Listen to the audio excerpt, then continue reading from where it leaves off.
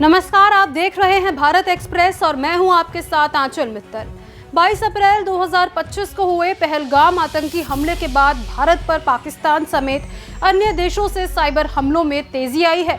Maharashtra cyber cell की report के अनुसार 23 अप्रैल से अब तक 10 लाख से अधिक साइबर हमले दर्ज किए गए हैं, जिनमें पाकिस्तानी हैकर ग्रुप्स जैसे HOAX 1337 नेशनल साइबर क्रू और टीम इंसेन PK प्रमुख है।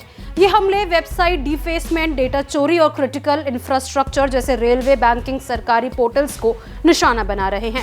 डार्क वेब पर भारतीय टेलीकॉम डेटा लीक होने से साइबर सुरक्षा पर गंभीर सवाल उठ रहे हैं। साइबर एक्सपर्ट सुमित्रा गोयनका ने इन मामलों को लेकर 6 सवालों के जवाब सिलसिलेवार तरीके से दिए हैं।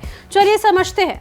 तो पहला सवाल है, इन साइबर हमलों का मकसद क्या है? तो सबसे पहले तो मैं ये कहना चाहूंगी कि साइबर अटैक्स का जो उद्देश्य है वो आर्थिक नुकसान पहुंचाना है, देश को आर्थिक नुकसान पहुंचाना, यही एक सबसे बड़ा उद्देश्य है। बैंकिंग सेक्टर या स्टॉक एक्सचेंजेस को अगर वो टारगेट करते हैं, निशाना बनाते हैं, तो उससे क्या होगा कि आर्थिक अस्थिरता जो है वो देश में काफी हद तक बढ़ जाएगी और आम आदमी जो है उसको डायरेक्ट अटैक हो जाएगा।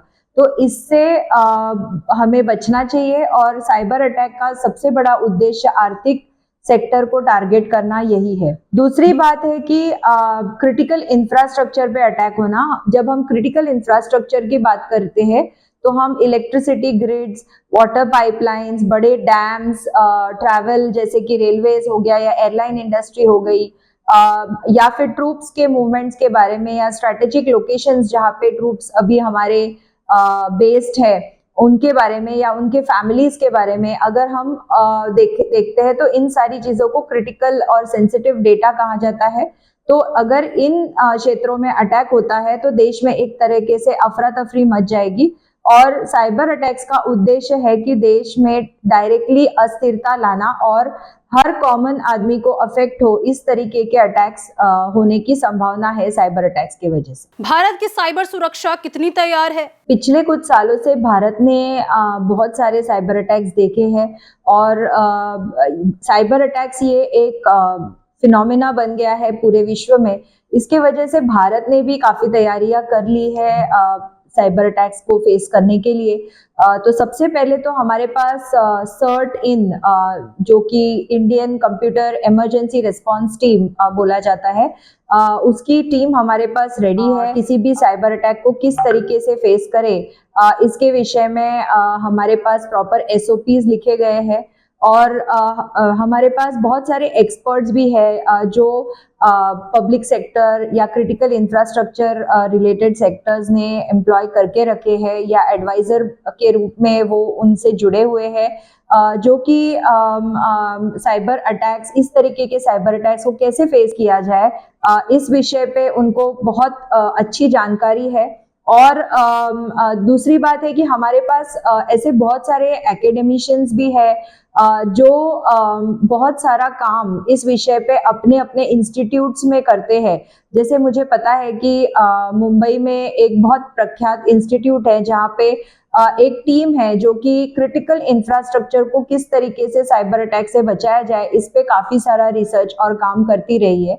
और इस तरीके के इंडस्ट्री एंड एकेडमिशिया सरकार के साथ मिलके काफी हद तक साइबर अटैक्स को किस तरीके से फेस किया जाए या रोका जाए इस पे काम ऑलरेडी कर रही है। तो मुझे लगता है कि भारत की तैयारी काफी अच्छी है, लेकिन साइबर सिक्योरिटी एक ऐसा फील्ड है जो कि एवर इवॉल्विंग है। तो इसमें रोज नए नए प्रॉब्लम्स आती है, तो उसको किस तरीके से फेस करें और हमारी इमरजेंसी रिस्पांस टीम जो है वो कितनी जागरूक है और किस तरीके से इस पे सॉल्यूशंस निकालते जाए, ये बहुत इम्पोर्टेंट है and it's very critical to face it with the right team and in the right time. क्या ये हमले केवल पाकिस्तान से हो रहे हैं? तो मुझे लगता है कि ये जो साइबर हमले हैं ये सिर्फ पाकिस्तान से ही नहीं लेकिन पूरे विश्व से होते हैं। लेकिन हाल ही में जो अटैक्स हो रहे हैं मेरे ख्याल से वो ज्यादा पाकिस्तान से हो रहे हैं, या फिर पाकिस्तान ने कुछ अन्य लोगों को या जिन स्टेट्स को या नॉन स्टेट एक्टर्स को अपने साथ लेके रखा है उनके पास से भी ये हमले हो रहे हैं।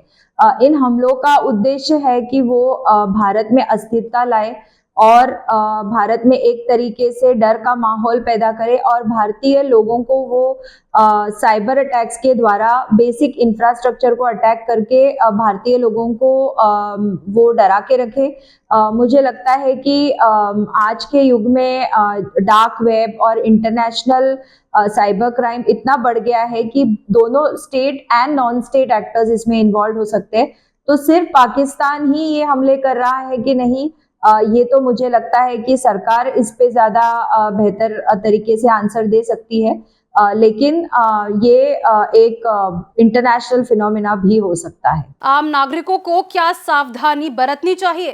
तो मुझे लगता है कि बेसिक साइबर हाइजीन जो है ये आम नागरिकों के लिए बहुत इम्पोर्टेंट है। ये इसलिए इम्पोर्टेंट नहीं है क्योंकि आज साइबर अटैक्स विदेशों से हो रहे हैं, बट आम जिंदगी में भी सामान्य नागरिक ने ये इंश्योर करना चाहिए कि वो साइबर हाइजीन जरूर फॉलो करे। वो किसी भी अननोन लिंक पे क्लिक ना करे, किसी को भी अपना OTP, पासवर्ड ये सब शेयर ना करे, किसी अनजान व्यक्ति को अपना फोन न दे। ये कुछ बेसिक चीजें हैं जो हर एक इंसान ने ख्याल रखना चाहिए।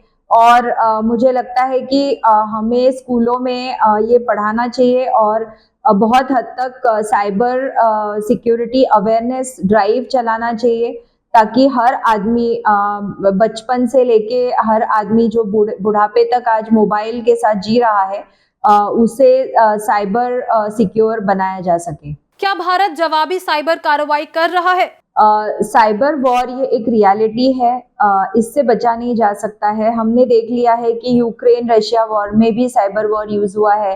हाल ही में अमेरिका के इलेक्शन में भी साइबर का यूज हुआ है। साइबर सिक्योरिटी जो है ये हमारे लिए एक बहुत महत्वपूर्ण चीज बन गई है और साइबर वॉरफेयर के बारे में स्ट्रेटेजी बनाना ये अभी एक मिलिट्री की नेसेसिटी हो गई है। ये एक तरीके का नॉन काइनेटिक वॉरफेयर है और हर देश जो है उसे साइबर प्रिपेयर्डनेस रखना पड़ेगा, जिसका ये मतलब है कि आज के डेट में वो बिना साइबर वॉर में एफिशिएंट हुए किसी भी वॉर को जीत नहीं सकते हैं। हम आज का जो युद्ध है वो सिर्फ काइनेटिक वे में नहीं जीत सकते हैं, हमें नॉन काइनेटिक वॉरफेयर जिसे कि साइबर वॉरफेयर कहा जाता है उसे भी हमें करना चाहिए या सीखना चाहिए, या उस पे हमारे पास एक स्ट्रैटेजी होनी चाहिए। देश की साइबर एजेंसियां अलर्ट है, लेकिन इन हमलों ने क्रिटिकल इंफ्रास्ट्रक्चर की कमजोरियों को उजागर किया है। साइबर एक्सपर्ट्स का मानना है कि मजबूत नीतियां, तकनीकी उन्नति और जन जागरूकता ही इस साइबर युद्ध में भारत को सुरक्षित रख सकती है। हमारे संवाददाता आदित्य द्विवेदी की ये रिपोर्ट देखिए। पुलवामा आतंकी हमले के बाद से पाकिस्तान का साइबर गैंग सक्रिय हो गया है। उसने भारत के सरकारी, गैर सरकारी और निजी संस्थानों पर 10 लाख से अधिक साइबर अटैक किए हुए हैं। साइटों को हैक करने की कोशिश की गई है, इसमें सरकारी तमाम संस्थाएं शामिल हैं।